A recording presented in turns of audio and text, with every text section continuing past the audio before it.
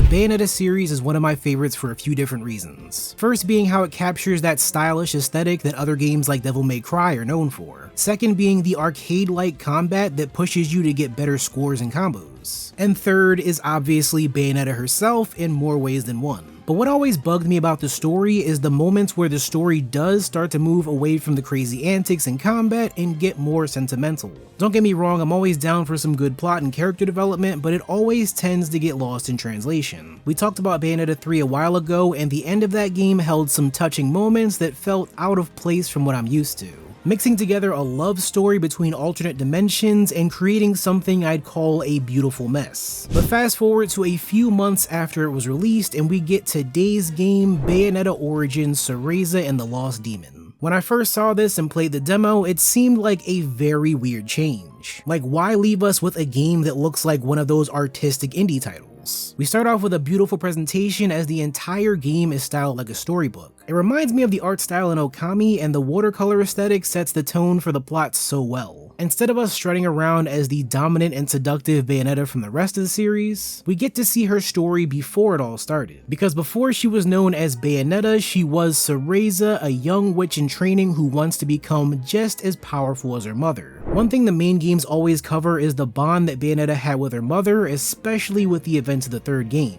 But while those games do cover it loosely, I always wish we had more of a deep dive into that tale. That's where Origins comes in and fills in so many plot holes that I talked about before in my Bayonetta 3 video. Also, shameless plug, but check that out too if you can. We start our journey being under the wing of a new character, Morgana. And no, it's not the Morgana that you're probably thinking of. She's an Umbran witch who was cast aside and now lives on the outskirts of the Avalon Forest. I love the details connecting Cereza and Morgana together as witches who are looked down upon by the rest of the Umbrans, but work on their magic and skills together. The plot does a great job of drawing connections between the two, and it had some genuine character development leading all the way to the end. Not too far in, we see Cereza travel into the Avalon Forest, which Morgana warned her not to ever enter. Here's where we get a good look at the fairies, a new type of enemy that we face throughout the game. The forest is their home and they don't take too kindly to strangers wandering in. They tend to play a lot of tricks and mislead whoever enters the forest, leading them to being stuck in the forest forever. And Cereza, being a witch in training, is not capable of handling these fairies on her own,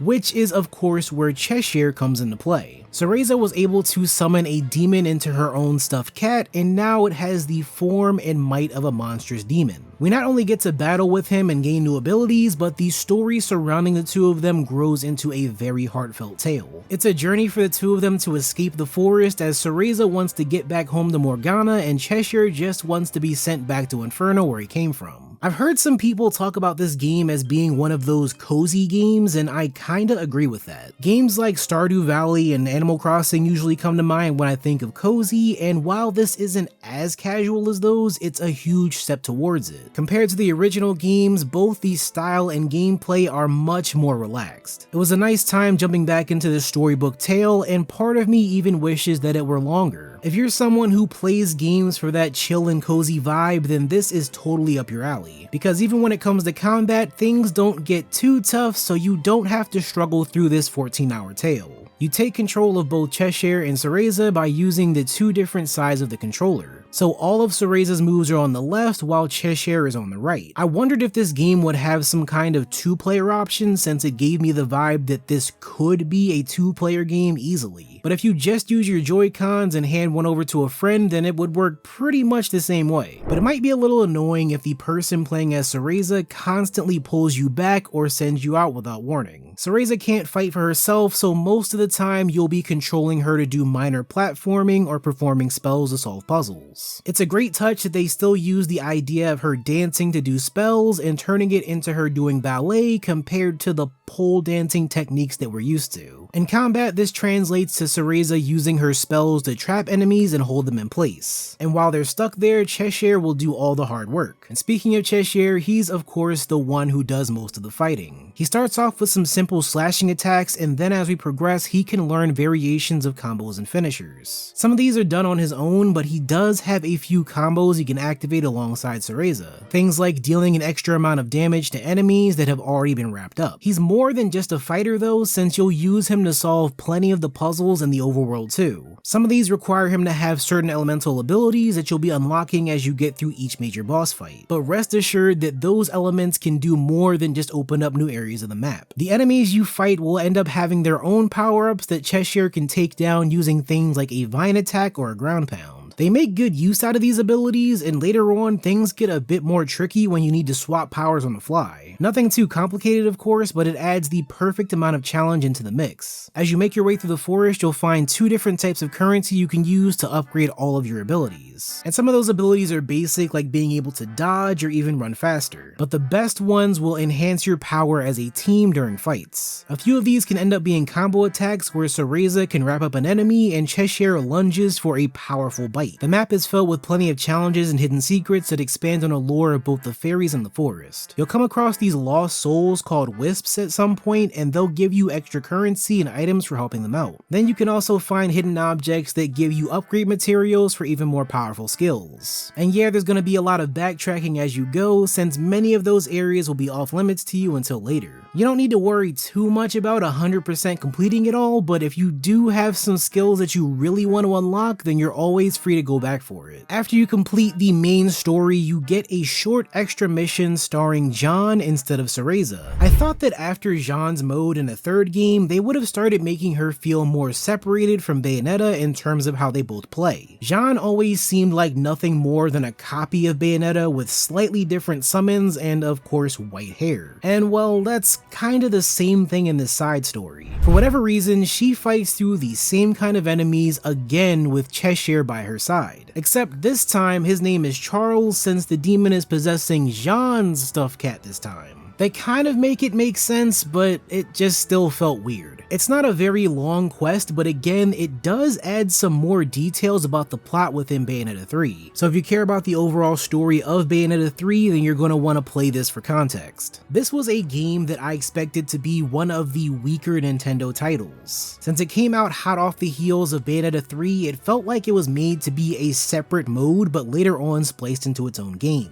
With how much it covers bits of information that was missing from Bayo 3, it's almost a requirement to play this in order to understand the full plot and origins of the fairies. But on its own, it holds up as a great game that you don't need to play the rest of the series to jump straight into. Since this is Bayonetta's origin story, it sets itself up as a great way for new fans to get introduced to things. Part of me even wishes that they would make more games that step away from the normal action-packed and stylish titles. But for now, this game hits the spot just perfectly. Let me know your thoughts on Bayonetta Origins in the comments. Subscribe for more videos just like this one, and I'll see you on the next video.